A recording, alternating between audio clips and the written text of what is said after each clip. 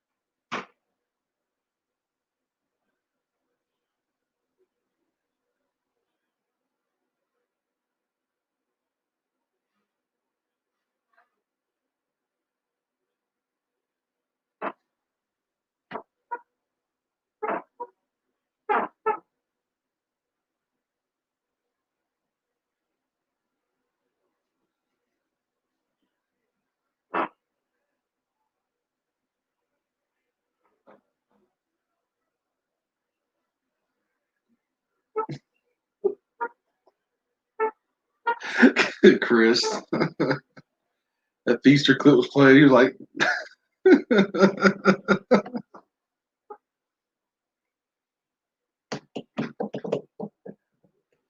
I would love to get him on to talk Clemson. I don't know if he'll do it. Huh? I'd love to get him on to talk Clemson when we get that I don't far. know. I don't know if he'd do it, but I'd like to too. Yeah. Good morning, ladies and gentlemen. After a busy football Friday, we are here to recap all the scores. We're also going to break down the games of today between South Carolina and Vanderbilt and Clemson and Miami, a top 10 matchup. Is the U back? We'll make a case both ways that yes, they are back, and no, they still aren't. I think that's going to be a very interesting matchup tonight in Death Valley. Should be a good football game for you. But a lot of games to talk about last night. There's some scores that took place last night that kind of caught Randy in my eyes. Just looking over them a second ago, some upsets last night that some teams you don't normally see lose games in the regular season kind of stumbled last night, and that's one of the reasons why we love high school football and college football for that matter. You got to play the games, Randy. And so we got some interesting games to talk about. We'll start right off the bat. We'll go and give you the two Kershaw County scores right off the hip here. How about the North Central Knights? Boy, Tyrone Draper's got the Knights rolling in Bonetown. They traveled to Buford last night. All they did was take the Yellow Jackets behind the woodshed and whipped them 47-0. That sets up a huge. This might be the biggest game in North Central's history of the football program next week. Because if they go to Sherrall and beat Sherrall, they'll already claim part of that region title. They'll still have to finish out the regular, rest of their region schedule. But boy, what a game will be next week. I've already been exchanging text messages with Emerson Phillips. He will be going to Sherrall to cover that game next week. You can hear it here on Cool 102.7. So a lot to get to today. Camden got a win at home against Lake City. Pretty close. First half, 21-20 was a halftime score. Bulldogs were up by one, and then Camden imposed their will on both sides of the football in the second half. Had a breakout player on offense. No, it was not Willis Lane. We'll get into more detail on that later on the program, but a good win for Camden. 48-20 was the final. They moved to 2-0 on the season. They will be at Crestwood right there for 521 on top of the hill next Friday. That's where Randy and I will be calling all the action. Let's get right into it, Randy. Some interesting scores from last night. Some teams put some pretty pretty big points. And we've seen that this year. And I wonder if it's because of the lack of jamborees and 7-on-7s and scrimmages where normally your defense is ahead of your offense. But I think this year, especially for teams that have a bunch of returners on the offensive side of the ball, it seems like this year the coin's been flipped. Seems like the offenses are ahead of the defenses this year, and you don't normally see that very much. Yeah, that's very true. Offense, especially this year, kind of gotten more chances to throw the ball around. Uh, really, really work on some of that stuff that they would have been getting to work on regardless. And the defense did not get much time. Defenses didn't get much time working on tackling, working on fits, working on you can work on your assignments all you want, but if you're not running through it live, you really don't truly know it. So I think in time it'll get better, but definitely early on, the offense really isn't too deterred by the social distancing most of the time. So obviously the O linemen need to work on their blocking a little bit. That's you can do that in a couple of weeks and really feel comfortable. Defense tackling, that's just something you can't simulate, and seeing your fits in a live game action is not something you can simulate. We're seeing it across the state. Big scores everywhere. Let's start with 5A. We'll start with Region 1 5A. Hillcrest 28, Woodmont 6, Hannah 64, J.L. Man 7, Greenville 28, Malden 7. In Region 2 5A, you had Riverside in a shootout over Wade Hampton 49-48. Union County, the Yellow Jackets, a team that Camden saw in the third round of the playoffs a year ago. Union County got the win 34-21 over Spartanburg. In Region 3 5A, Bowling Springs 38, Clover 14. Hartsville gets back on the right side of things as they defeat Fort Mill 30-13. And how about this score? Gaffney 41, Nation Ford 40. Wow. Gaffney, a lot of people think Gaffney's the team that's going to dethrone Dutch Fort. That was the talk in the offseason. They won. I'm sure the coach is not going to feel too good about a 1-point win over a team that you probably should have beaten worse, but he'll take the win and correct some things and go on the next week. Yeah, definitely. A lot of people, like you said, been talking about Gaffney upsetting Dutch Fort. Looks like they need to worry about Nation Ford first. Yeah. Right. You don't start worrying about Dutch Fort until you can beat Nation Ford by more than one. Because I promise you, Dutch Fort is a little bit better than Nation Ford. Just a little bit. Yeah. Region 4 5A. How about Perry Parks and the Ridgeview Blazers? They stumbled out of the gate, lost their first game, hadn't lost since. Ridgeview gets the win over Lexington 38-12. Big win there for the Blazers. Region 5 5A. Chapin 43, White Knoll 28. Dutch Fort struggled offensively. 41-7. I say struggled offensively. Their average is like in the high 50s, low 60s. So a little bit of a struggle there by their standards. Yeah, still good defense played there. So I'm not entirely sure Dutch Fort's going to go anywhere. They may win in a little bit of a different way this year. A little more lower scoring, mid 40s instead of high 50s. But it looks like the defense is still going to be able to take care of business. So. Yeah, new quarterback for Dutch Fort. Olenchuk is now at Clemson, and they had a transfer in. My mind just went blank of where he transferred from, but he's the starting quarterback now for Dutch Fork, and they got Jalen Hyatt's younger brother that's playing at the wide receiver spot. I'm not sure what classification he is in, what grade he's in, but you're right. Dutch Fork defensively, they're right there where they were last year. Yeah. And when you can say that you struggled and scored 41 points, you know you got a pretty good football team. Region 6 5A, Sumter, 1 touchdown better than Carolina Forest. Carolina Forest led this ball game for the most part. Sumter was able to rally back and get the 34-27 win. Socastee knocks off Conway 19-7. And one of our upsets last night, St. James beats Lamar 20-12. Lamar is a team that kind of like Gabbyville and Dutch Fort, they don't lose many ball games. Yeah. And normally they score a lot more than 12 points. So I'm not sure. What classification is Lamar? Lamar is 2A, I believe. They're playing a 5A school? Yeah, I mean, lost by 8, which Well, is all good, things but considered, it's probably not too bad. no, but Lamar normally puts up a bunch of points. Yeah, Surprised that they only scored 12. Now St. James may have a defense. and they also got a ton more players, more than likely. Yeah, that's So that could be a true. big difference there. I was a little confused by that. I didn't think Lamar was a big school. No, they're not. I knew St. James was 5. They run that pistol offense that Camden kind of adapted with Bryce Jeffcoat and Shamik Corbett and all those guys. Coach Sisk and a couple of coaches went to Lamar and kind of picked their brain about how they run the offense, and it obviously worked well for Camden. Yeah, It's been working well for Lamar for the last couple of years. Just came up short against the St. James Sharks, I do believe was their I think mascot. you're right. Yeah. Region 7-5A, Berkeley 35, Ashley Ridge 7, Goose Creek 34, Cane Bay 7.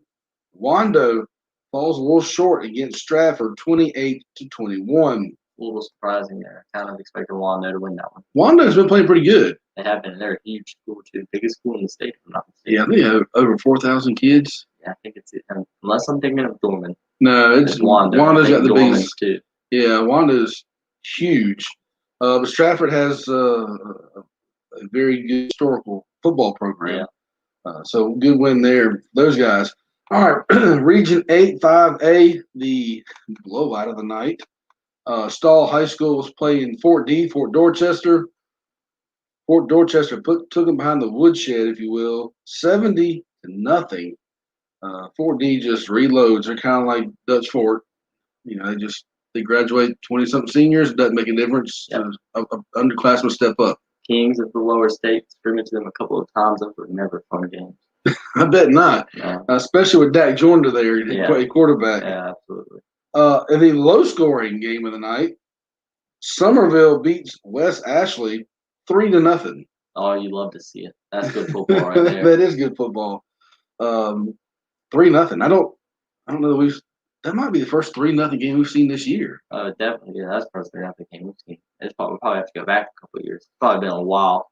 Love to have seen that game. Love to watch that one. As long as it was good defense and not just sloppy offense. Right. Region 1-4A, Pickens 38, Easley 37. Pickens gets a big win there over the Easley Green Wave, I believe, is their mascot. The Fighting Chris Johnsons, the Pendleton Bulldogs. Well, they play Westside, and it's not a very favorable matchup for Pendleton. It's Westside wins 63-7. Of course, Pendleton playing up a classification. What I mean by that is Pendleton is a 3A school playing a 4A school. Yeah. Westside got the big win there. Region 2-4A, Lawrence 24, Eastside 16, Greer 34, Greenwood 21. In Region 3-4A, Catawba Ridge 41, Lancaster nothing, South Point 47, Indialand nothing. Indialand's finding it a little more difficult in Class 4A, moving up from 3A last year. Fairfield Central falls to York 25-18. Fairfield led a good portion of that ball game as we were keeping up with it during the Camden broadcast last night. Just York got Bobby Carroll as their head coach. He's the guy that started South Point High School and coached Clowney and Gilmore and Holloman and all those guys. Yeah. And he has since moved to York, and obviously he's got York heading in the right direction. In Region 4-4A, this is the Lugoff-Elgin region, and only one game in the region last night. I'm not sure what the other teams. Yeah, I think Westwood has the quarantine as well as Lugoff. Dreer, I'm surprised Dreer didn't play. There's 5. Dreer probably just going to find somebody on such short notice. But AC Flora knocked off Irma 45-14. Well, Flora looks like they are in the driver's seat in that region, or at least a favorable. 3-0, they'd maybe Lugoff could knock them off, tie up that top spot and take it from them, but that'd be it. There's a lot of talk about that defensive line for AC Flora having a couple of D1 players on that defensive line. Yeah. And, Dustin Curtis does a great job over at AC Flora. Region 5-4A, North Augusta 21, South Aiken 16, Midland Valley 27, Blacksburg 13. Region 6 4A. South Florence 51, Darlington 19, Myrtle Beach 51, West Florence 14, North Myrtle Beach 38, Wilson 7. In Region 7 4A, Beaufort 37, May River 14, Hilton Head 35, Bluffton 7, James Island 28, and Colleton County 13. No real surprise there. May River, I think, was a little bit of a surprise there. May River's got a good football team. Rodney Summers does a really good job down there. We saw them last year in the Jamboree. That is a big football team. Yeah, 3A too still, right? Mm-mm. They moved up to 4A. They moved up to 4A. Yeah, they were a good team. They were a good team in 3A last year, of course, to be reckoned with. If I'm not mistaken, made the lower state semifinals last year. It was either that or the round before. I can't remember which. They had a little bit of a run down there. Yeah. And then Hilton Head seems to be a pretty good football team. Yeah, I mean, Hilton Head really hadn't done much since 90 that I can remember. I know Camden played him in the state championship in 1990 with Bobby Ingram and those guys. Yeah. And Bobby actually, I think he got injured. He didn't play that game. It didn't. I think he started the game, then got hurt very early. Like on the opening kickoff. Something like that, yeah. And he missed the game, and Camden was able to squeak out the win. But hadn't heard much from Hilton Head since then. 35-7 win over Bluffton, and Bluffton's been pretty good the last couple seasons. A couple times too, Hilton Head. So yeah. I don't know how they play anybody. It takes so long to get anywhere from Hilton Head. It seems like. Especially when you get around that Charleston traffic heading towards Hilton Head, it's not a fun trip. I tell you what, let's take our first time out, and when we come back, we'll go through 3A, 2A, and 1A, and then we'll look ahead to the big matchups for next week. Randy Kimbites will pull those up for us, and we'll look ahead to next Friday night's matchup. More. We come back from the South Carolina High School and College Football Report Show here on Cool 102.7.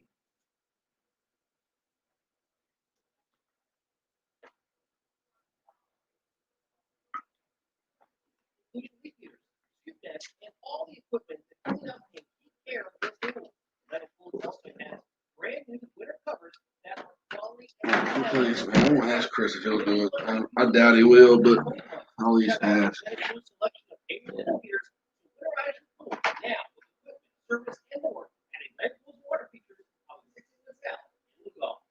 The Community Medical Clinic of Kershaw County would like to thank the patients we serve for being flexible with their appointments. Hello, I'm Susan McCaskey, the CEO, and I am proud to speak on behalf of the amazing CMC team who continuously provide support to our patients throughout this crisis. It has always been part of our mission to decrease emergency room visits, and that mission now is more critical than ever. So thank you, CMC patients, for staying home and taking your appointments over the phone. You are doing your part to keep our emergency room available for our most urgent need due to COVID-19. Let's support our hospital staff who are working overtime by washing their own hands and staying home. Be strong. Hi, this is Chris Smith. And this is Shannon Smith, and we are Riverfleet, your local source for landscape materials delivered to your home, business, or job site. 438-2195 direct to our dispatcher, the best in local quality landscape materials. Hey, We Nathan. offer not only sand, clay, topsoil, rock, mason sand, we now offer slag and mulch, and we deliver all over Kershaw County and the Midlands of South Carolina. Your delivery of 5, 10, or 20-ton loads. Call us, Riverfleet, for the best in local landscape material supplies. 438-2195, up on Riverfleet for all of your home needs. Hi, this is Jeff. As we enter a season of He's gonna do it. I figured, since I heard you. Huh? I'll plug that up. You ready to come back after this one? Give us a call here, Jeff.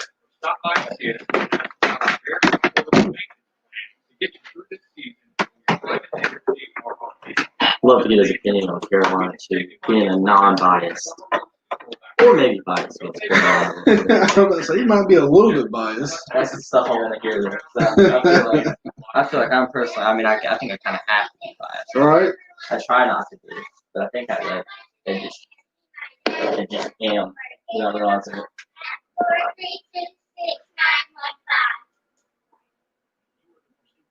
Facing the Giants. He used to love that movie as a child. Might pop that up a little higher. There you go. Great movie. It's been a minute since I watched it. Earlier. Just haven't watched that one too. You ever seen The Social Network? You ever seen The Social Network? Mm-mm. It's about a creation of Facebook. It looks pretty good. Apparently, it came out in 2010, and I just never watched it. I'm intrigued by it though. It's gonna be my next movie. I reckon after Top Gun, Simone. Yeah, you gotta watch Top Gun first. Come on, man. Killing me. And my girlfriend's mom picked me outside and was like, I can't talk to you anymore. Good to see it. Now back to Nick Martin and Randy Kienbites on the high school and college football report show. Yes, a little Kenny Chesney, Boys of the Fall. They are back. Finally, after man, I tell you what, we thought a couple months ago that there would be no Boys of the Fall, but man, it sure was glad. Or we were sure were glad to be out at Zemp Stadium last night, calling some high school football. Looked kind of oblique. We weren't going to have a chance to do it this year, but thank goodness everybody's doing their part, wearing their masks and social distancing and keep hand sanitizing, and we're able to get these football games in. It's a lot of fun watching these student athletes compete on the football field. All right, we're going into Region 3A now. We've covered 5A and 4A. A big win, and this might be a statement win for Daniel. Not that Daniel really needed a statement win. They were very good in 4A a year ago. I guess what I'm trying to say is they put everybody in 3A on alert, like, hey, we're legit. Yeah. If you're going to make it to the state championship game in the upper state, you got to go through us, because they knocked off the defending 4A state champions, who are now in 3A, in Wren 30-10. Wow. Big win for Daniel, and I think they just state their claim in the upstate in 3A, saying, hey, you guys got to go through us. We just knocked off the defending state champs by 20. Yeah. So, not entirely sure Chapman owns the upstate anymore. No. Regardless of what Daniel was gonna do. But yeah, Daniel definitely taking a firm control way up there in the upstate. Let's go to Region 2, 3A. Palmetto 49, Berea nothing. Southside 48, Blue Ridge 15. Powdersville shuts out Carolina 58-0. In Region 3, 3A, Chapman 24, Clinton 8. Emerald falls to Woodruff 36-28. In Region 5, 3A, BC's lost 2 games in a row, Randy. They fell last week to Strong Thurman. They fall this week to Gilbert 56-42. Strong Thurman, who beat Brooklyn Casey a week ago, followed that up with a loss to OW Orangeburg Wilkerson 23-13. In Region 6 3A, Crestwood downs Manning 46-7. Marlborough County edges out Lakewood 16-13, and the Camden High Bulldogs get their second win of the season in their home opener win over the Lake City Panthers 48-20. It was 21-20 at the half. Bulldogs up, and the breakout player last night was not Willis Lane. I mean, he did what Willis does. He had 170-something yards rushing and 2 touchdowns. But the breakout player last night was Leroy Bracey Jr. Randy, give us his stats. Yeah, Leroy, really, we already knew what Willis Lane could do, but Leroy answered a lot of questions last night about what type of help he'll have. 14 carries, 226 yards, 2 touchdowns. Ridiculous numbers. Used him a little bit catching the ball outside the backfield too, but he showed that he could be the home run hitter Camden needs to really take the next step as a football team this year. Because we know Willis Lane can run, 4 or 5 yards a pop, pretty much guaranteed against any team in the state. But to have a guy like Leroy Bracey alongside Willis Lane, who can hit some home runs himself, Leroy Bracey seemed like he was picking up 10 plus 15 yards every time he touched the ball. I'm not entirely sure what that yards per carry works out to, but that's a lot of yards per carry when you go 14 carries, 226 yards. Camden struggled there in the first half. Jafari had a fumble, and then he threw an interception, and it just kind of seemed out of sorts for whatever reason. And once they got into the locker room at halftime, they made some adjustments, and really Camden dominated Lake City in the second half on both sides of the football. You started to see on defense that defensive line imposing their will on the Lake City offensive line. We saw David Copley got a sack, Xavier McLeod got a sack, Jackson Hembry got a sack. They just started, even our kicker, who was one of the backup outside linebackers, and Van Blank got a sack. So the defense really turned up the pressure on the Lake City quarterback, Bailey, and corners started playing a little better, and the offense just started getting into a groove. And once that happened, it was Katie bar the door, so to speak. Camden just, if they're functioning on all cylinders, if they're playing Camden Bulldog football like they are capable of doing, like they did in the second half, they're going to be a very tough team to beat this season. Yeah, absolutely. I don't know who'd be able to beat them because Especially in the region. Yeah, definitely. Because first half was bad. It was raw. Obviously we were still winning at the end of it, but the fact that it to be, I'll give Camden a little bit of defense and say that can't remember who was playing. Lake City was playing well. They were doing what they needed to do, but they probably could have made it worse on Camden. I don't know why they went away from throwing the ball over the middle. It was there all night, even after even in the second half, it was there, and they just didn't go back to it. It wasn't very smart by them. I don't know what possessed them to do that, but something Camden's got to figure out on film. It's pretty much the only weakness I saw for us. They answered a lot of questions Camden did about deep passing. Joseph Grones had a couple of good breakups. Zyrie Fowler was there a couple times. And they'll clean that up if they can figure out how to shut down the middle of the field. Anybody's going to score points on them. The question was kind of answered last night, Randy, because last year Camden just walked through the region. I mean, there wasn't really a close game other than the Fairfield Central loss, which still kind of puzzles me. And that's no disrespect to Fairfield Central at all. They got a great football team. I love what Coach Davis is doing over there, and Scotty Dean and those guys. But other than that game, none of the games were close. And I think this game maybe kind of caught the players' eyes a little bit. Like, why are we only up one at the half?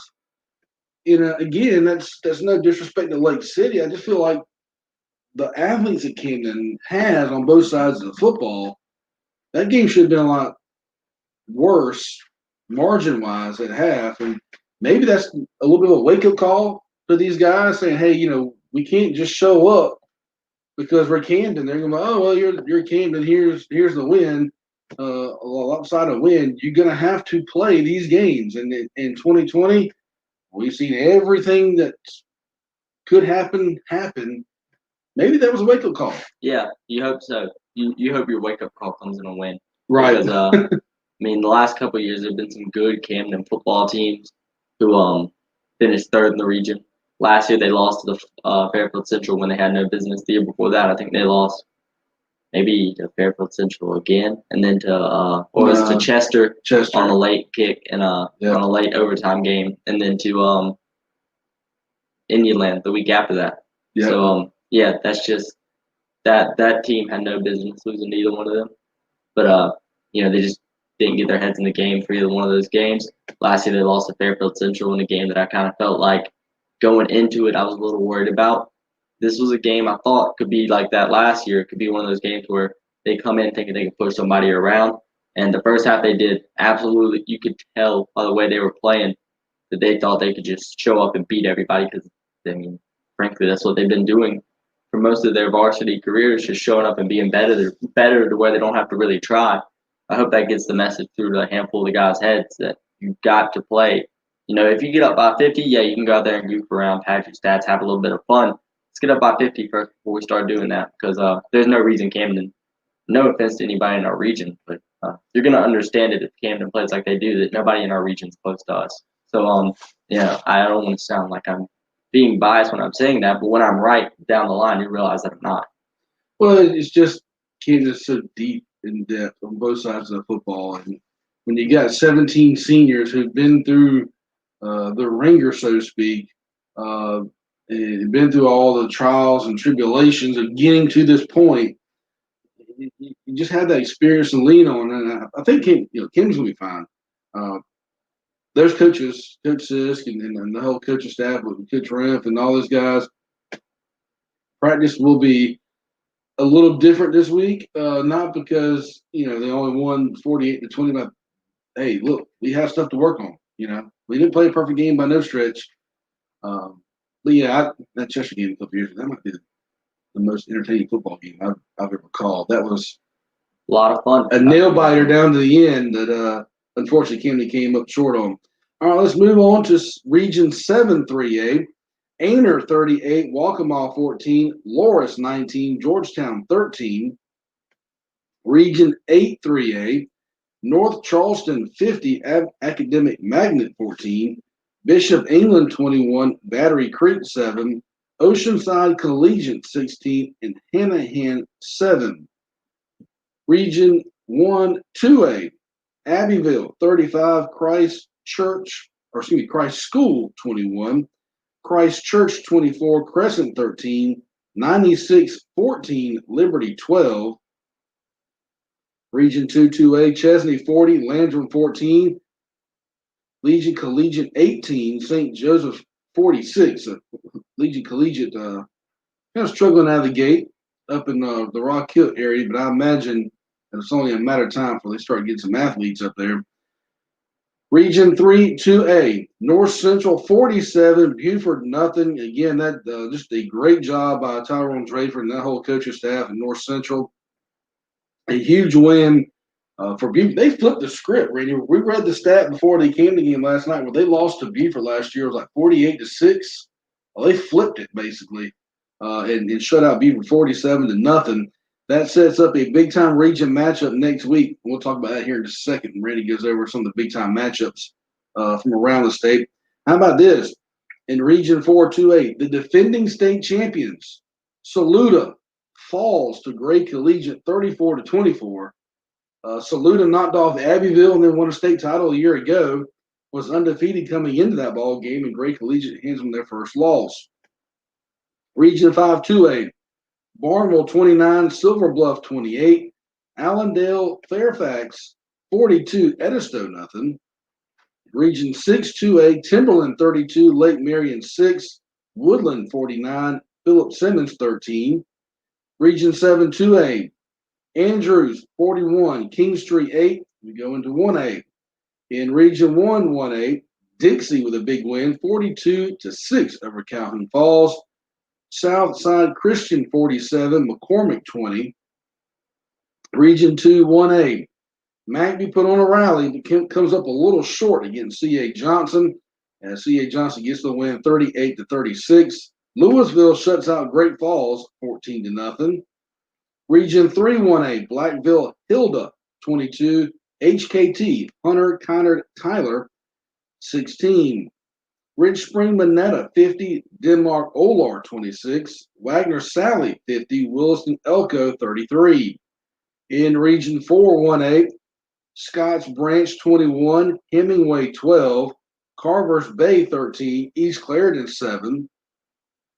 Region 5 1A, Green Sea Floyds 38, C.E. Murray 12, Hannah Pamplico 36, Timmonsville 20, Lakeview 30, Johnsonville 20. In Region 6 1A, Bamberg Earhart 42, Bethune Bowman nothing. Move on to Region 7 1A, Cross 62, Charleston Charter nothing. St. John's 33, Military Magnet 12, Baptist Hill falls to Whale Branch 21-20. And I'll give you a couple of Skeezer scores that are kind of around in our listening area here. The shocker of the night, the Hammond Skyhawks fall to First Baptist 7-6. That's a big win for First Baptist, to say the least. In the area here, we got Lawrence Manning 48, Cardinal Newman 7, Heathwood Hall 40, Florence Christian 7, Ben Lippin 31, Wilson Hall nothing, Richard Wynn over in Winsboro 44, Northside Christian 18, Andrew Jackson Academy 48, Patrick Henry nothing. And I believe that's going to be it for the listening area here in Skeeza. I don't see a Thomas Sumter score. Trying to find one on here, but I do not see it. All right, Randy, before we take our break, let's hit the big games for next week. Obviously, North Central versus Sherall. If North Central can win and Buford can beat Central Pageland, then North Central will clinch the region championship, at least a share, and then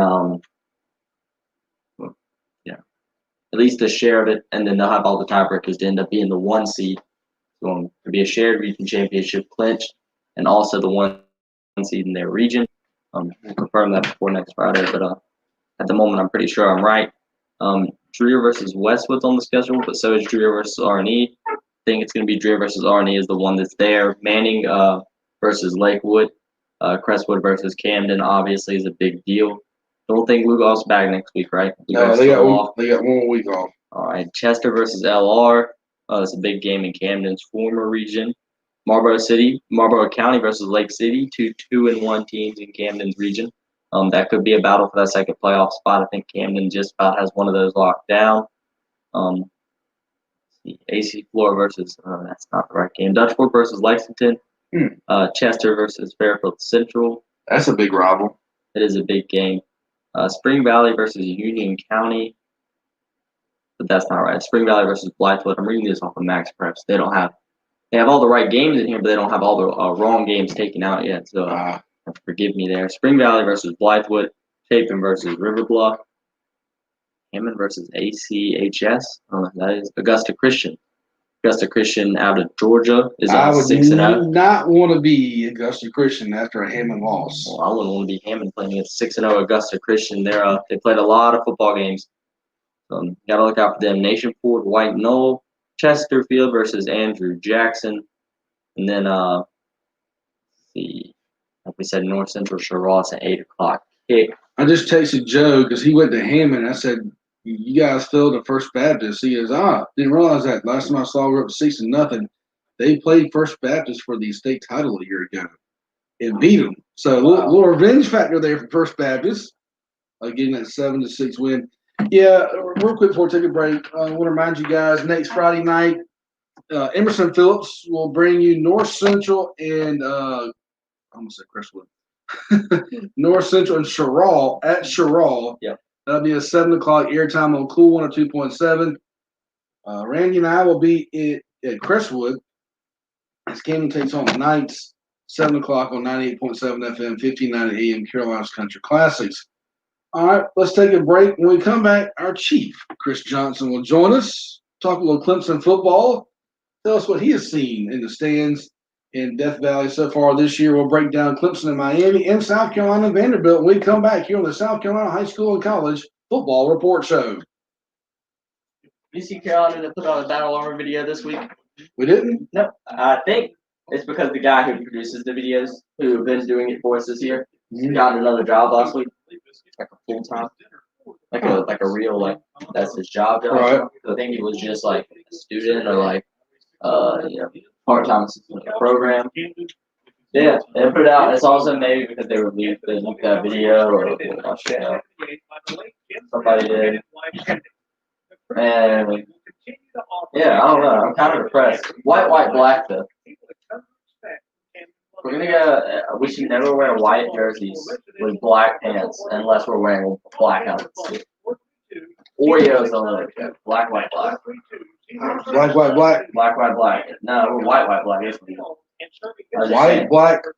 White, black. No. Oh, white, Yeah, black. that's Okay. You should never go white, black. You either go all white. We did last week. Can't do that. Black, white. Or garnet, white, garnet. Did the white helmets look a little different last week? The stripes are different. Okay, I thought something looked different. I couldn't figure out what it was. It don't matter what we wear. If you lose at Vanderbilt, Will We're Muschamp about to go out there naked next week. Will Muschamp better start packing his stuff. I hope Ray Tanner's helping him pack his. You need to fire Ray Tanner before they fire Muschamp. That's right. You're right. I don't trust Ray Tanner to hire our next head coach. No, he can't be allowed to hire another coach. He's No. done nothing but hire head coaches that suck. Don't hire one. I'll give Mark Kingston the benefit of the doubt at the moment. Supposedly this would be the best team he's had. we were very good before Corona. I think we beat Clemson this year too, which probably means we're going to suck the rest of the year. Did we only play one game in that season? That series? No, we played like We we got through the whole series. Okay, so it was right after that. Then. Yeah, no, we gave away tickets to the next game and then it got canceled. That's right. Ain't nobody been wearing these lately, have they? No. No, those are fresh.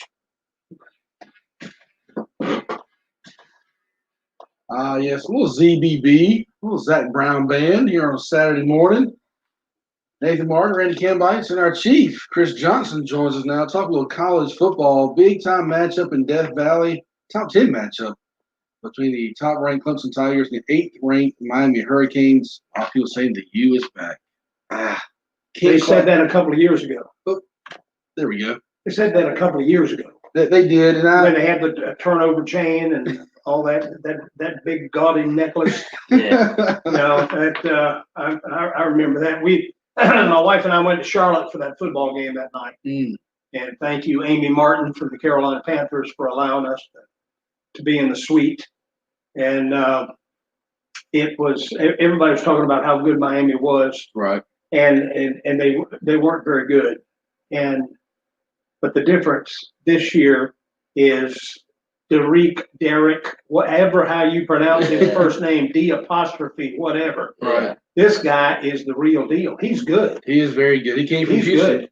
transferred from Houston to Miami. I think that's the big piece that Miami's been missing is a quarterback. Yeah, well, I'm telling you, they got one. Let's talk about Clemson here. Is there a concern in the Clemson secondary? I know Virginia's quarterback has some success throwing the football, but as a Clemson fan and being at the games, is there some concern there? There is. I have a good friend up there who is and I'm not going to mention his name, but he's a former high school football coach, and he's got a state championship under his belt, and he coached a lot of real good football teams in the upstate. And he and I were talking prior to Sunday school, well, actually prior to the outdoor service a couple of Sundays ago, and he said his only concern, he's a big Clemson guy. Right. His only concern, he didn't have a football team to cheer for, as he was coming along because he went to Erskine. Oh. Okay. All right. But now the Flying Fleet. They do have a football team. Yeah, football team. That's right. But they didn't have one back then, so he became a Clemson. And he said as he looks at them, he said they are absolutely peerless except for the secondary. And I said, back seven? He said, no, the back 3 or 4. He said, linebackers in pretty good shape. It's the other. And as we sit and watch, last week, the kid from Virginia kind of picked it apart. And I mean, but they also have a veteran offensive line that really gave Clemson's freshmen, Brian Brissy and the other freshmen, it gave them fits. You know, they did their high school. They tried to do what they did in high school, pin their ears back and just blow by somebody. Couldn't do that against Virginia. Manny Diaz, the coach from Miami, very good football coach. He's been around the game for years. And it's interesting to see if the game gets tight. Obviously, Dabo's has been there, 10 years now. Right. At Clemson, won a couple national titles. Manny hadn't really had that head coaching decision where if the game's on the line, do we do this? Do we do that? You're in Clemson Stadium, so you're on the road. You don't have your backing your fans in your own place. Right. Miami keeps it close. It gives them a chance to win the ball game, but I think that's where the experience of Clemson will come to fruition. No substitute for experience. Right. And coaching ability. And Clemson has real good coaches. And I make that statement going back and remembering the onside kick in the national championship game where Alabama took Clemson to the woodshed with tight end wheel route and the onside kick, right, because they noticed that Clemson's people on the receiving team, they didn't pay any attention to what was happening up front. They just went hell-bent for leather going backwards to set up a blocking wall or whatever, and they took advantage of that. And I think Clemson has that edge. They've got an offensive coordinator with national championship game experience, defensive coordinator, national championship experience. defensive backfield, linebacker coach, of course, defensive coordinator, linebacker coach, same thing.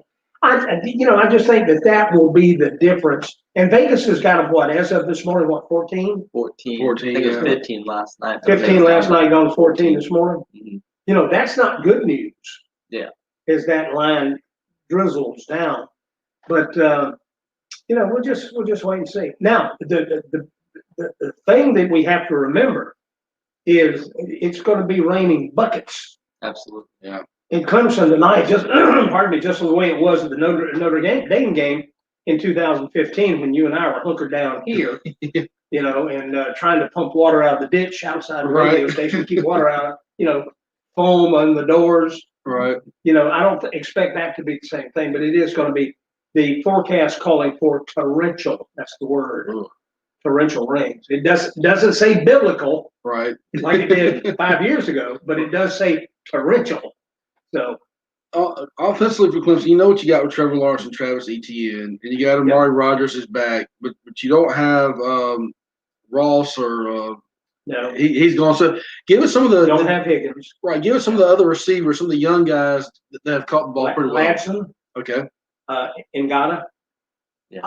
Joe, Joe. Joe, that's his name. Joe. As a matter of fact, when he was being recruited, Dabo went up to him and he said, "Your name is Joe?" And the kid said, "Yes, it is, coach." And he said, "Well, I'm Dabo." so they're all real good, Right.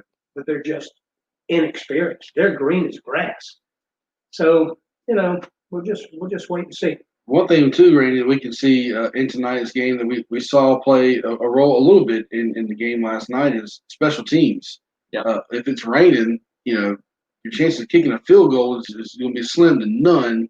With that plant foot on that wet grass, that could come into to take a turn one way or the other for Clemson or Miami. Yeah. In my opinion, a wet field favors Clemson big time. Absolutely. I Should agree be, with yeah. that. Yeah, because Travis Etienne, Right. N.J. Dixon, the fact that Trevor can run like a gazelle, he's 6'6" and 4'6" of it is legs. Right. Okay, so I mean they've got a running game, and I think that is probably on a wet field their advantage. So we'll just wait and see.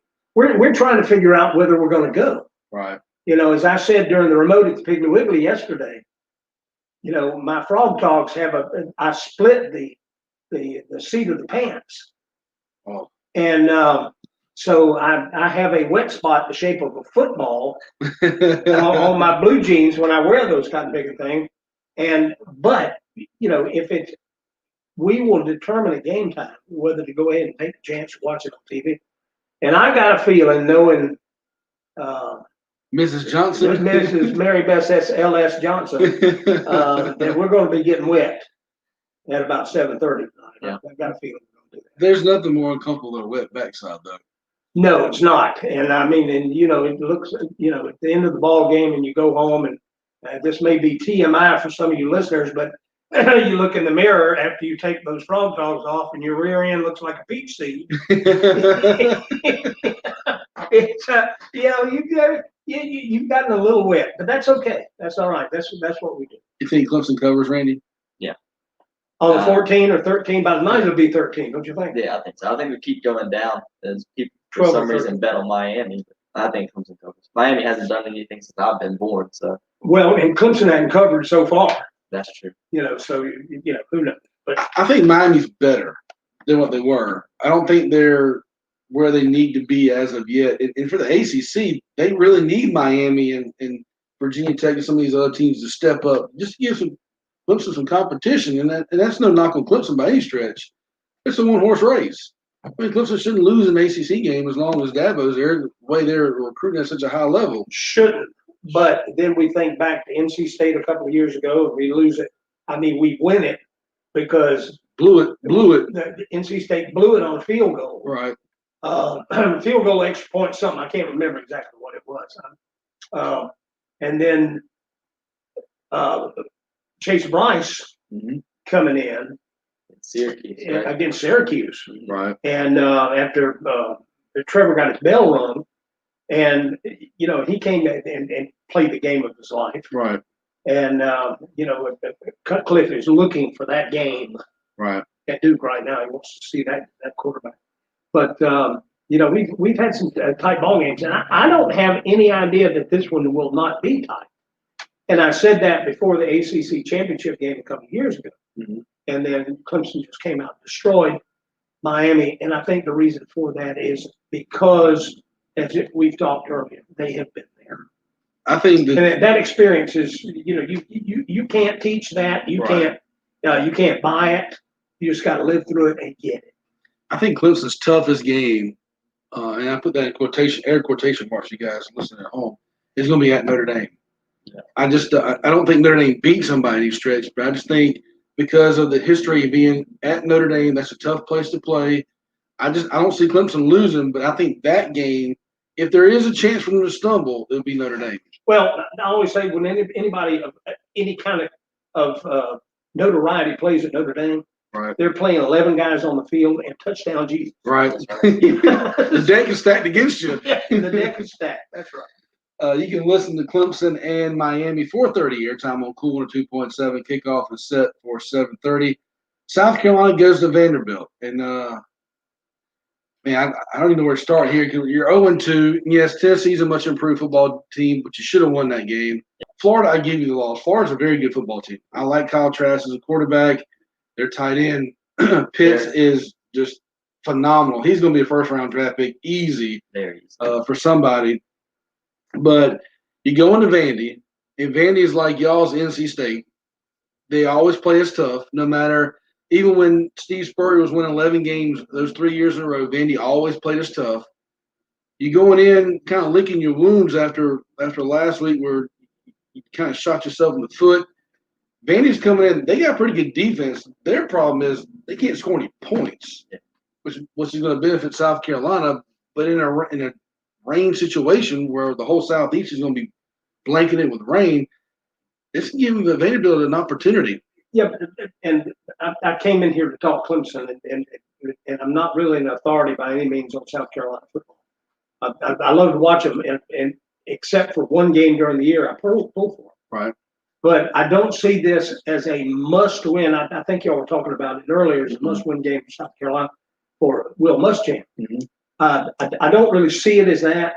I see it as a must-win game for the program and for the kids who are playing, because if they don't win this one, then you start getting discouraged. And, the wind is out of the sails. I think Will Muschamp's buyout is like, what's his name? It's the 14. Yes, 14 mil. 14 mil, and it's like the guy at Texas A&M, Jimbo Fisher. I just think it's too high right now. I don't think they're going to want to spend that kind of money to get rid of a coach and pay him off. They won't give him 14 mil right off the bat after taxes. They'll pay him off over the years.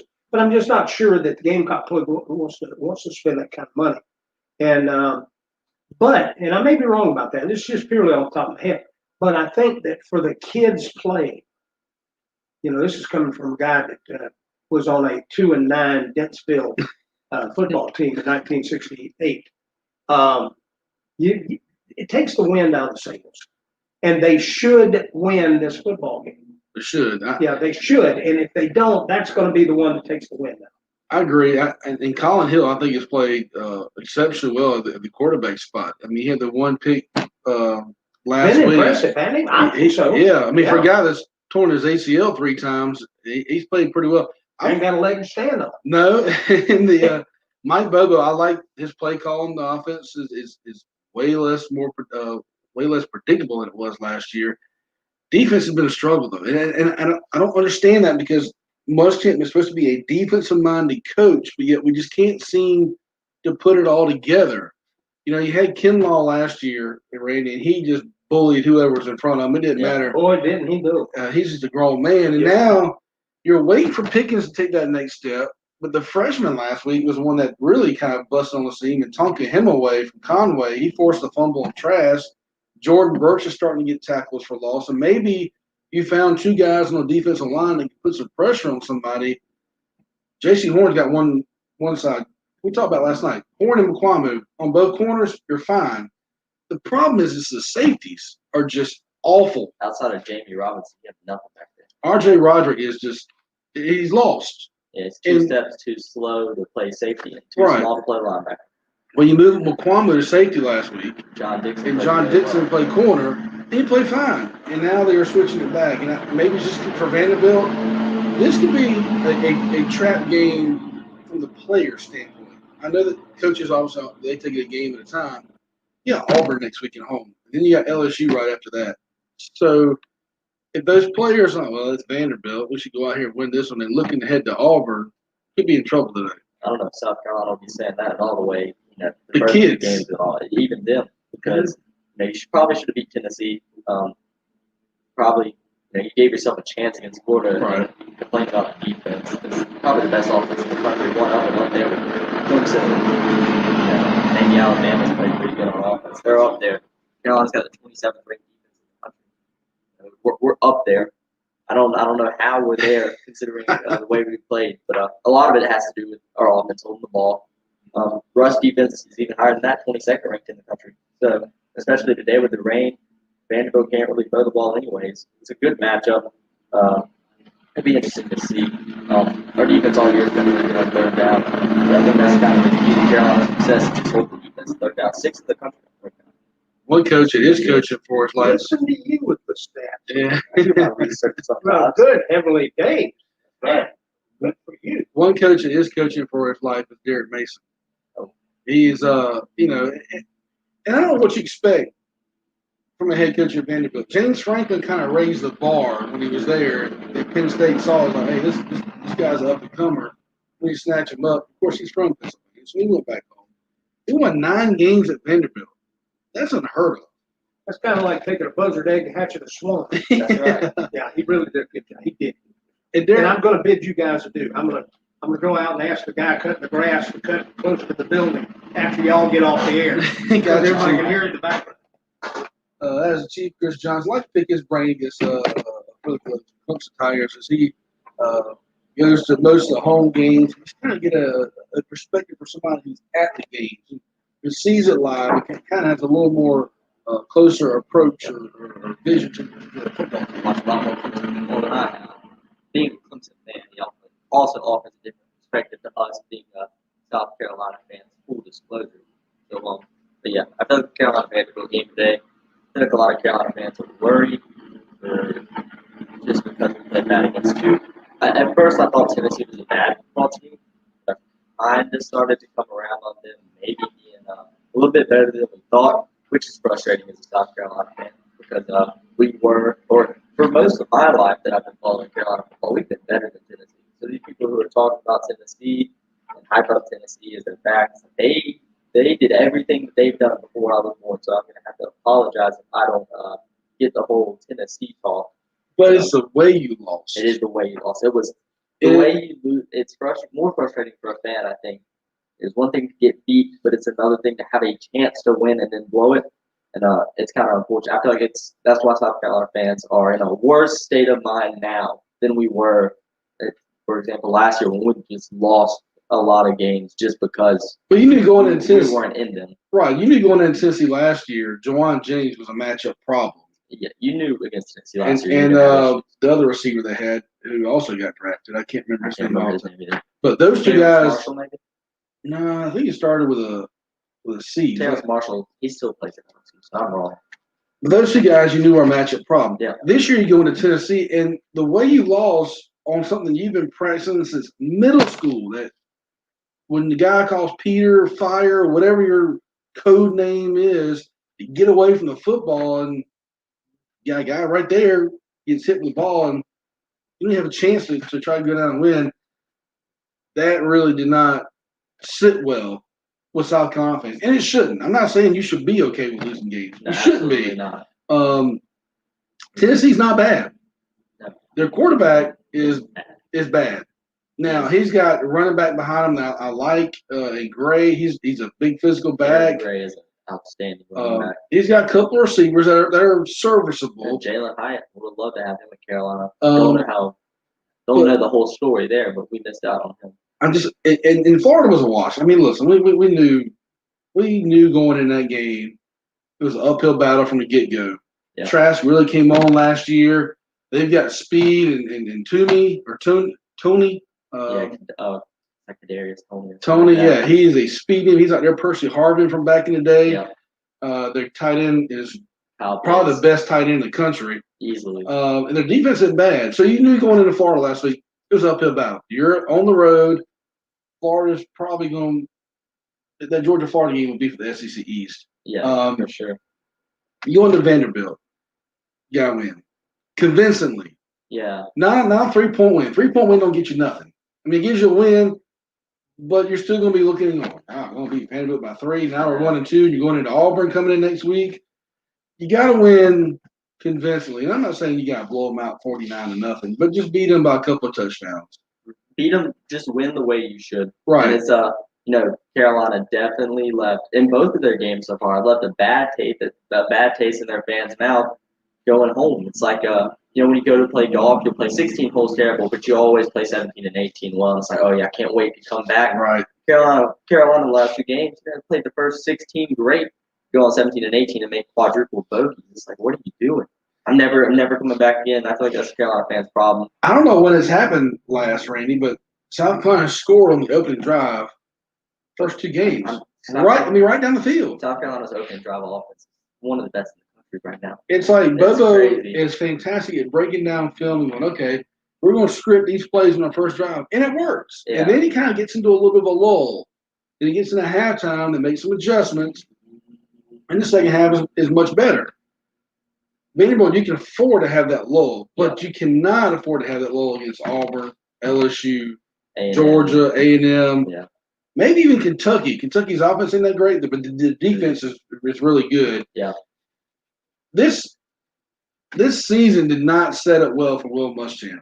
Before Corona, it set up really well. Right. We got absolutely, obviously, any team playing 10 SEC games is going to get a lot harder schedule. You look at The way it's set up for us is not good for the fan base's mental health. Right. You look at who he would have played. You would have played Coastal.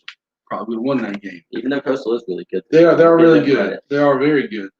They've taken Les Miles to Woodshed twice in back-to-back years. Taking everybody to Woodshed, but I think they're still undefeated if I'm not mistaken. I think so. Playing Louisiana Lafayette today. They win, they'll probably be ranked. That's a tough matchup for Coastal.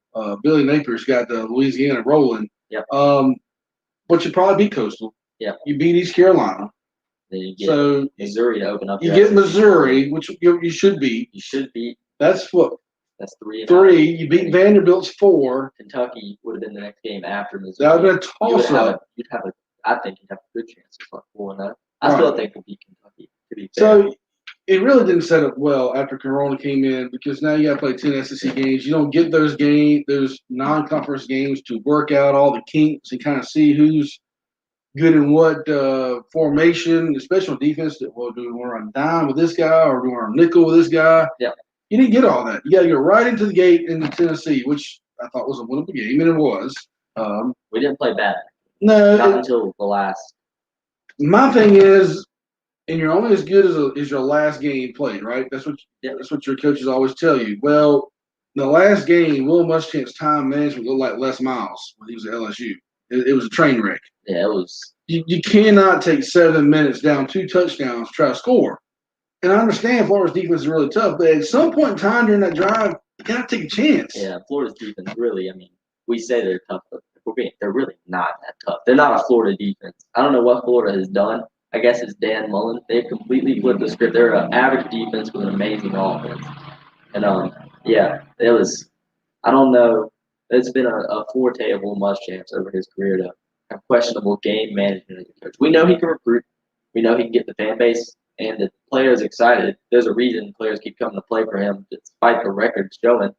The time management, game management, if he can get better at that, I think he could be a really successful head coach somewhere. And that's part of the reason that a lot of people want him fired, and I'm still a little hesitant because firing a head coach, you never know what you're going to get afterwards. Right. And I feel like he could go somewhere still after us and be really successful. Because in my opinion, at this point, it's pretty much all game management for him. Other than that, I don't think he has too many issues as a head football coach. And to me, it just seems like a simple fix. Just learn how to coach a game. It's almost like he was scared to take that risk, call a vertical route, call a seam route. But he's extremely conservative. You're down 2 scores. If you call it, you throw a pick, guess what? You lose by 2 scores. We drove down there and didn't score a touchdown. You still lost by 2 scores. Exactly. So I don't understand, And if you lose by 2 scores or 3 scores, or if you do try to throw it deep and you throw a pick six, you lose by 3 scores. Right. That's fine. At least the fans would say, hey, he took a chance. Well, no in South Carolina fans, they probably would have gotten mad at him today. But the point being that you really can't be, if you're going to be mad at him for not taking a chance, you can't be mad at him if he does take a chance. I'd rather see him try at least, because I know we tried. We tried to punch the ball in the whole way down the field. Right. Should have still scored with 50 seconds left, and at least we would have gotten the ball back if we didn't get an onside kick with 10 seconds. Yeah. Yeah. So I mean, we were there, but still, you gotta do something different there. You don't giving yourself 10 seconds at the to score a touchdown. You're not doing yourself any favors there. You got to understand that there's some math to be done there and some probability, chance, risk there to be taken. I don't know if you need to hire somebody on the sidelines to tell him, hey, if you do this here, there's a pretty good chance that this is going to happen here. If you don't do this, there's a pretty good chance we're not going to get a chance. I don't know I don't know if that's a common position for most coaches. It probably isn't. Obviously, Dabo Swinney doesn't get put in that position a lot, but when he is put in that position, he normally makes a pretty good decision, pretty good at calling timeouts. Obviously, Nick Saban studies the game. Bill Belichick mastered it. There's a lot of guys he could look at to learn, when you call your timeout, how you do it, what situation should you do certain things. And I know they look at all that stuff, but when it's on the field, I feel like sometimes it goes out of his head. So he's a really good football coach. He's just, if he's going to stick around, which at this point he probably has at least 1 more year, if not 2, he's got to learn to be a better head coach. No questioning that he's a good football coach, but he's got to be a better head coach. All right, before we get out of here, we're going to do rapid fire college football pick'ems. This is not more than just the top 25 that we did last night. Yeah, so. Awesome. Here we go. Virginia Tech, North Carolina. I think we both took North Carolina. You sticking? Yeah. Okay. NC State, Virginia. Virginia. Yeah, I'll go Virginia too. Texas, Oklahoma. I'm going with OU because I feel like their backs against the wall. If they go 0-3 and starting ranked number 3 or 1-3, excuse me, yeah, 1-3 after starting being ranked number 3 in the country. South Carolina fans are mad. Yeah, I'll take Texas. All right. Florida and A&M. A lot of people think A&M can probably spring the upset. I don't. I'm going Gators here. Yeah, they almost lost to Vanderbilt last week. Florida. LSU, Missouri, Bayou Tigers. Yeah, LSU easy. South Carolina and Vanderbilt. I'm still going to go South Carolina. I mean, I think everyone should go South Carolina. Even I even was reading predictions this morning. Even Vanderbilt was taking South Carolina. So we'll take South Carolina. I'll take South Carolina. I know you took Vanderbilt last night. Are you going to change that now that you've had some time to sleep on it and really think about it? I'll take Vanderbilt points. What are the points? 13.5. Oh yeah, okay. You can take the points. I think I would take the points. I would never bet on a South Carolina football game ever. That's not smart money. South Carolina probably wins, but it won't be by 2 touchdowns. I don't think so. It'll be a sloppy game. It's gonna be wet up there. Duke and Syracuse. Duke 0-4. Syracuse is 1-2. Not the Chase Bryce that David Cutcliffe has wanted to see so far. The Blue Devils get the win here. They're a 1-point favorite. I like Syracuse. I'll never pick Duke in anything, so I'll go Syracuse. Our boy Ryland going to be playing the Army today. Citadel's 0-3. Army's 3-1. Black Knights are very good. They're very good. Cedric Cunningham from North Central. Yeah. Oh yeah. I got Cedric's starting safety, I believe, for the Black Knights. A couple of Kershaw County kids going against each other. Way up there in New York. I'll still take Army. Yeah, Ryland's my boy, but Army's ground game is ridiculous. Can't pick Citadel in that one. Texas taking Iowa State. Iowa State. Yeah, I agree with you on that. I think we're both going to take Georgia against Tennessee. Yeah. Closer than you think, though. Georgia's offense. It's Yeah. bad. Oh, Stetson Bennett is playing pretty good at quarterback for them since they made the change. Let's see here. Pittsburgh and Boston College. Pittsburgh's 3-1. They got shot last week by NC State. Boston College fell to North Carolina last week. Barely. Pitt's a 6.5-point favorite. That's tough. I think I'll take Boston College on that one. All right, I'm going to go Pittsburgh. TCU and Kansas State. TCU is 1-1. They got a big win over Texas last week. Of course, Kansas State knocked off Oklahoma for the second year in a row. Kansas State, or excuse me, TCU is a 9.5-point favorite. Yeah, I'll take TCU there. I feel like Kansas State beating Oklahoma is that's not saying much this year. TCU beating Texas is a little bit bigger deal, so I'll take TCU to ride that momentum. I'm with you on that one. Auburn and Arkansas. Arkansas sprung the upset against Mississippi State and then fell to Georgia, which is nothing to be upset about. Georgia's pretty good. Yep. Auburn got a win the opening round against Kentucky and then fell to – I'm not too blank. No. They lost somebody. Who did they lose? Georgia. They lost to Georgia. Georgia, that's right. So both teams have lost to Georgia. Yeah. Auburn's a 2-touchdown favorite. Yeah, I'll take Auburn still, but Auburn is not as good as people think they are. They have struggled to replace offensive and defensive linemen, especially Derek Brown. Thank you for him, by the way. Carolina Panthers are loving him. Lou Pig Sooie won me a game really this year. I called that Mississippi State upset. I don't know how many times you want to go to the Arkansas well. Not going to do that again. That well run strike quick. That was a one-time deal. I'll go Auburn. Navy and Temple. Temple's a 3.5-point favorite. Over Navy? Yeah, this is Temple's first game. That's the American Athletic Conference. Gotta go Navy. It's deep there, but yeah, you gotta go Navy. I mean, Temple hadn't played a game yet, so I didn't know Temple was playing football this year. I thought we decided last week that they quit. I thought so too. The American, it's a tough game every week down there. The Fighting Brian Rimps, East Carolina Pirates, are down in South Florida, taking on Jeff Scott and the South Florida Bulls. The Bulls are a 6.5-point favorite. Yeah, I feel like every time I see East Carolina on TV, they're getting killed. So I'll go. Sorry, Coach Rimp, but I'm gonna go with USF.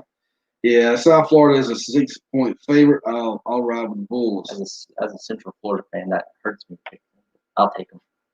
Clemson and Miami. Clemson is a 15-point favorite. Yeah, that one's. I wouldn't bet on the cover for that game just because it's gonna be rain and stuff, and that just adds another unknown variable to your bet. We'll take Clemson to win the game, and I'll probably take them to cover since I'm putting $0 on it. Yeah, I'll take Clemson. I don't know if they cover or not, but I think they do beat Miami. Could be a blowout in this one. Notre Dame is hosting Florida State. Golly, Florida State is just awful. I don't understand how you fall from the prominence of the college football world to literally 5 years ago. The bottom. I think they won the national championship. No, 7 years ago. 2013 is the first playoff they won it. I think they played in the last BCS, right? Or the last BCS. Something like that. No, they didn't. Now, that was Notre Dame played in the last BCS. Yeah. So we'll talk about them a little bit. And they're 1-2 the next year. They're 1-2. Their only wins are Jacksonville State. Barely. So, Barely. Notre Dame. I'd love for. I'll pick Notre Dame, but I'd like to see Florida State win this game just because I don't know. I just like chaos, I guess. There you go. When it comes to college football, and I don't like Notre Dame either. So I'll take Notre Dame to win, but a small little prayer if Florida State takes it.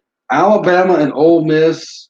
Nick Saban is 20-0 when facing people he coached with. Yeah, his assistant. It ain't gonna be 20-1. Lane Kiffin would be the one though.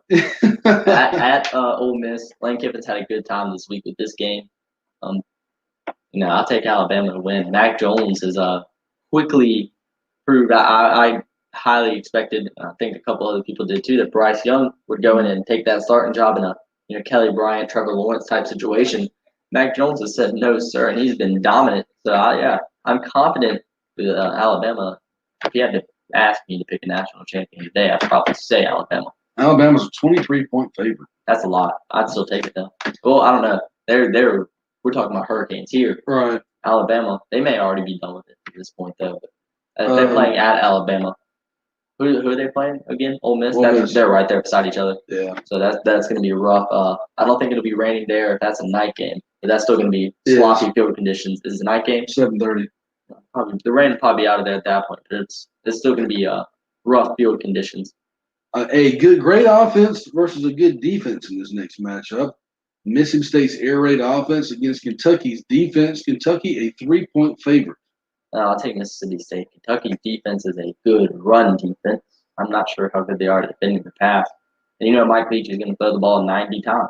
So I'll take Mississippi State just because they lost last week. Yeah, I'll take Mississippi State too. And the rest of the games, here. I want to say what updates here. Let's see. On being crazy. Here we go. That's it. The other games were postponed. Houston got a win Thursday night over Tulane, 49-31, and Georgia Tech knocked off Louisville last night, 46-27. Big win for the Yellow Jackets. Yeah, they were. People were talking about their list of people who South Carolina would hire if Will Muschamp were to be relieved of his duties, and pretty much the list was Scott Satterfield and Billy Napier, who is at Louisiana. That's right. I don't know why that's the list. Scott Satterfield, I can understand. I'm not sure if we get him from Louisville, being another Power 5. Well, but at this point, South Carolina fans, being the one-game mindset that they are, taking him off the list. So my thing with Satterfield is, yeah, he did great at App State, but he hasn't really done much in Louisville. Now they've gotten better, and maybe it's going to take a couple more years to get his players in there. But to this point, he hasn't really done anything. I'll be reluctant to hire Billy Napier because he likes to call bubble screen after bubble screen after bubble screen. Well, you've already learned. Ask Clemson fans about Billy Napier. They could not stand Billy Napier. It was bubble screen left, bubble screen right. We've already learned that South Carolina cannot run screens. No. We still call him Mike Bobo. We'll call probably 3 today, and none of them will work. Right. Hopefully the one of them will work. Hopefully the screen one. But I just said I have seen nothing. I don't think we've gained a yard on the screen yet. But no. Brian Harson's still my pick for our next head coach if we have to get one from Boise State. Not a bad pick. Not a bad pick. We'll see what happens today. The Gamecock Game Day pregame show is on 98.7. Right now, yep. The kickoff with Nashville set for 12 noon. Don't forget Clemson and Miami, 4:30 here on Cool 2.7, the Tiger Tailgate Show. Kickoff is set for 7:30. We'll give you the rundown of what's coming up here on Cool 2.7. After today, Panthers and Falcons tomorrow. Should be a win for the Panthers. Should be. They'll take on the struggling Atlanta Falcons. You can listen to the Panther pregame show immediately following our church services on Cool 102.7. Kickoff is set for 1 o'clock. Then on, I believe it's Monday, the Braves will start the National League Championship Series. Yeah, First time they've been there since 2001, but they've also been to the most National League Championship Series in a span. Go back to the 90s when they had Greg Maddux and Steve Avery. They made 8 National League Championship Series. Only got 1 World Series out of it. That is the most by a National League team within a certain time of period. I look at this match, and we're not going to go really deep into it. Just look at the Bear cover. You got probably the best lineup in baseball, 1A, 1B, between the Dodgers and the Braves. I think pitching is on the Dodgers side once you get past the first 2 guys. Braves, if they had Soroka, would probably get a little bit of an edge over LA. Starting pitching wise, Braves have the best bullpen in baseball. Right. But I'm talking about starting pitchers. Yeah. The Dodgers had the best starting rotation over the Braves. I think so. Clayton Kershaw. I've called Clayton Kershaw and Max Fried a wash just because Max Fried has pitched out of his mind. Ian Anderson, I'll take him over their game 2 guy. Ridiculous. He'll probably win at least 1 Cy Young before he gets done. That slider he throws is just the crazy part is he's still a rookie. Technically, he'll be a rookie again next year. He is crazy good at his job so far. Ian Anderson. The first pitch of that game has been set at 8 o'clock. I'll take the Braves for game 1 and game 2. Game 3 we pray. So that'd be a 6:45. 6:45, right around there. Yeah. Airtime on 102.7. But yeah, game 3 we pray. Game 4 we pray. Game 5 and game 6. If we get to that point, though, that's a wrap. I think I'll take the Braves to make a World Series for the first time in my life. Yeah, Joe Johnson walked in. He agrees. Yeah. Think about this: Kyle Wright and Ian Anderson both could have been playing at Vanderbilt at the same time. That wouldn't have been fair. Vanderbilt's normally not fair in baseball, but that really wouldn't have been fair. Right? And then you got Kumar coming in next year. In high school too. It's crazy. Ian Anderson is somebody big played at the same high school.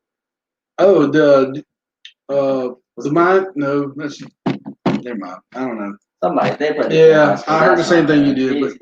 They were all first round draft picks. Whoever it was, like first round draft picks 3 years apart, all played at the same high school. We'll have the full Atlanta Braves series right here on Cool 102.7 with the Los Angeles Dodgers, and Brady just told you. 8 o'clock first pitch Monday, so about 6:45-ish airtime here on Cool 102.7. And then next Thursday, we'll have the coaches shows with Tyrone Drakeford and Brian Rent for the next Friday. As we told you earlier, if you're just joining the program, North Central got a win over Beaufort. They will play, albeit for at least a portion of the region title right now. A share. Could definitely clinch the number 1 seed. Right. They'll take on Sherrall, Emerson Phillips, and bring you all the action Friday night, 7 o'clock on Cool 2.7. Randy and I will be at Crestwood, 7 o'clock airtime on 98.7 FM, 1590 AM, Carolinas Country Classics for the Camden matchup. I want to thank Chief Chris Johnson for joining us and talking with Clemson football, giving us his take on tonight's game. He is Randy Camlites. I'm Nathan Martin. Next Saturday, we'll be right back here for the South Carolina High School and College Football Report Show, 8:05 a.m., right here on Cool 102.7. Enjoy your football Saturday, everybody.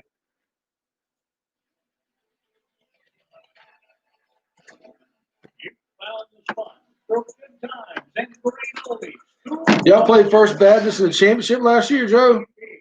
You have to check that. Okay.